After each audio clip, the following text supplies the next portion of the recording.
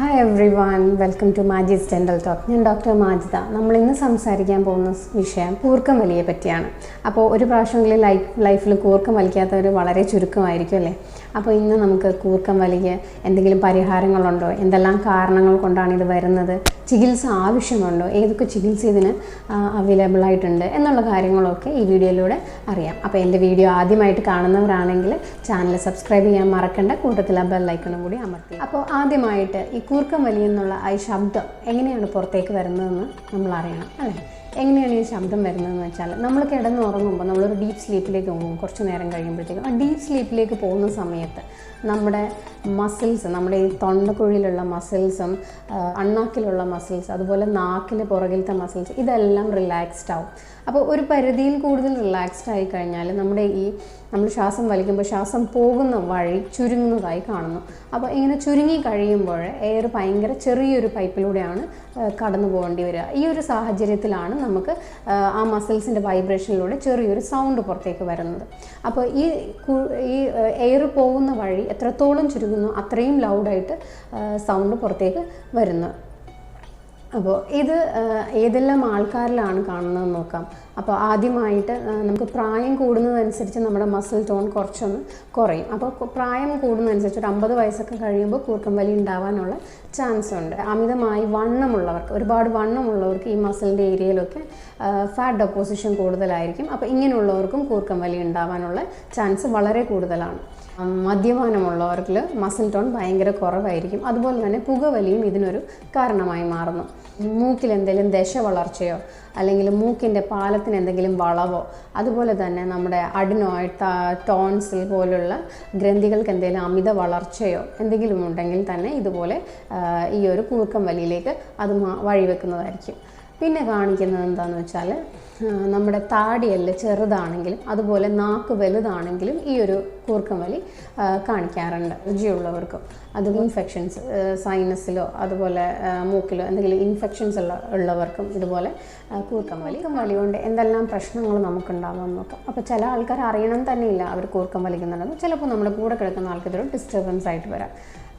പിന്നെ ഉള്ളത്, ചില ആൾക്കാർക്ക് കൂർക്കം വലി അധികമാകുമ്പോൾ അവർ അങ്ങോട്ടും ഇങ്ങോട്ടും തിരിഞ്ഞു മറിഞ്ഞ് ഉറങ്ങേണ്ടി വരാം.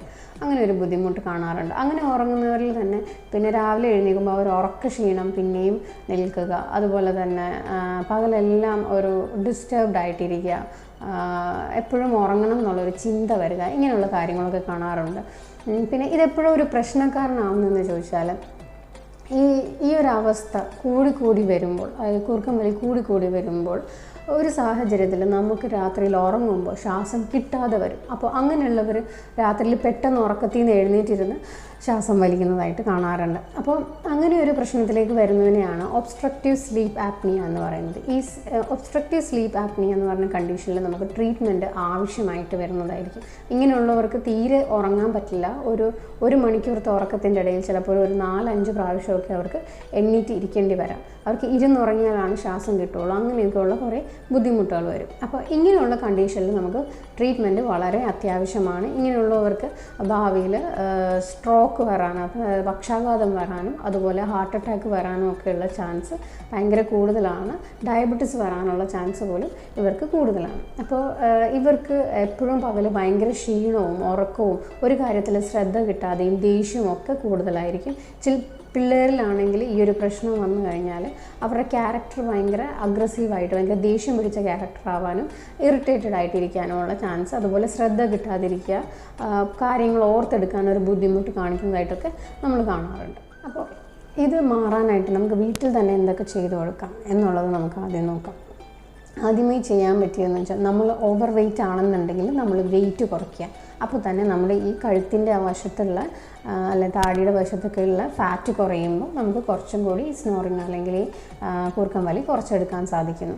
അതുപോലെ തന്നെ നമ്മുടെ ആൽക്കഹോൾ, അതായത് മദ്യപാനം അല്ലെങ്കിൽ സ്മോക്കിംഗ് ഉണ്ടെങ്കിൽ, സിഗരറ്റ് വലിക്കുന്നവരാണെങ്കിൽ ഇതൊക്കെ ഒഴിവാക്കി നിർത്തുക.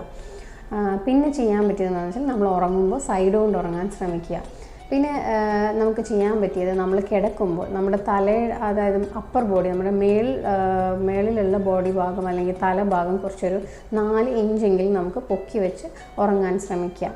അലർജിയോ അല്ലെങ്കിൽ അതുപോലെ തന്നെ എന്തെങ്കിലും ഇൻഫെക്ഷനോ ആണെങ്കിൽ അതിനുള്ള മരുന്ന് കഴിക്കുക. അത് മാറുമ്പോൾ തന്നെ നിങ്ങളുടെ കൂർക്കം വലി മാറിക്കിട്ടും. അതുപോലെ വല്ല ദശ വളർച്ചയോ എന്തെങ്കിലും ഗ്രന്ഥിയുടെ വളർച്ചയോ ഒക്കെ ആണെങ്കിൽ അതിനുള്ള മരുന്നും സർജറിയൊക്കെ അവൈലബിൾ ആണ്. അതൊക്കെ ചെയ്യിച്ചാൽ തന്നെ നിങ്ങളുടെ ഈ കൂർക്കം വലിയും ഉറക്കമില്ലായ്മയും കുറേയൊക്കെ മാറിക്കിട്ടുന്നതായിരിക്കും. താടിയല്ലേ ചെറുതാണെങ്കിൽ അതുപോലെ നാക്ക് വലുതാണെങ്കിലും ഈ ഒരു പ്രശ്നമുണ്ടാവാം. ഇങ്ങനെയുള്ളവരിൽ നമുക്ക് വായിൽ വെക്കുന്ന ഒരു അപ്ലയൻസ് അവൈലബിൾ ആണ്. Oral appliance for sleep apnea എന്ന് പറയും. അത് അവൈലബിൾ ആണ്. അത് വെച്ചാൽ കുറേയൊക്കെ നമുക്ക് ഈ നാക്ക് പുറകിലേക്ക് വന്ന് വീണിട്ട് ശ്വാസം എടുക്കാനുള്ള ബുദ്ധിമുട്ട് കുറച്ചൊക്കെ മാറിക്കിട്ടുന്നുണ്ട്. ഇതും പറ്റാത്തവർക്ക് CPAP എന്ന് പറഞ്ഞിട്ട് മുഖത്തൊരു മാസ്ക് പോലെ വെക്കുന്ന ഒരു അപ്ലയൻസ് അവൈലബിൾ ആണ്. ഇതൊന്നും വലിക്കാത്തവരിൽ നമ്മൾ ലാസ്റ്റായിട്ട് സർജറി ചെയ്ത് നമുക്ക് താടി ഫ്രണ്ടിലേക്ക് കൊണ്ടുവരാനുള്ള സർജറി ഉണ്ട്. അതൊക്കെ ചെയ്ത് കറക്റ്റ് ചെയ്യേണ്ടി വരും. ഓക്കെ, അപ്പോൾ ഇതൊക്കെയാണ് ഇതിനുള്ള പരിഹാരങ്ങൾ. നിങ്ങൾക്ക് വീട്ടിൽ ചെയ്യാവുന്നതും ഏത് അവസ്ഥയിലാണ് നിങ്ങൾ ഡോക്ടറിനെ കാണേണ്ടതും എല്ലാം നിങ്ങൾക്ക് മനസ്സിലായി എന്ന് കരുതുന്നു. അപ്പോൾ ഈ വീഡിയോ നിങ്ങൾക്ക് എല്ലാവർക്കും യൂസ്ഫുൾ ആയെങ്കിൽ ഇത് ഷെയർ ചെയ്യാൻ മറക്കണ്ട.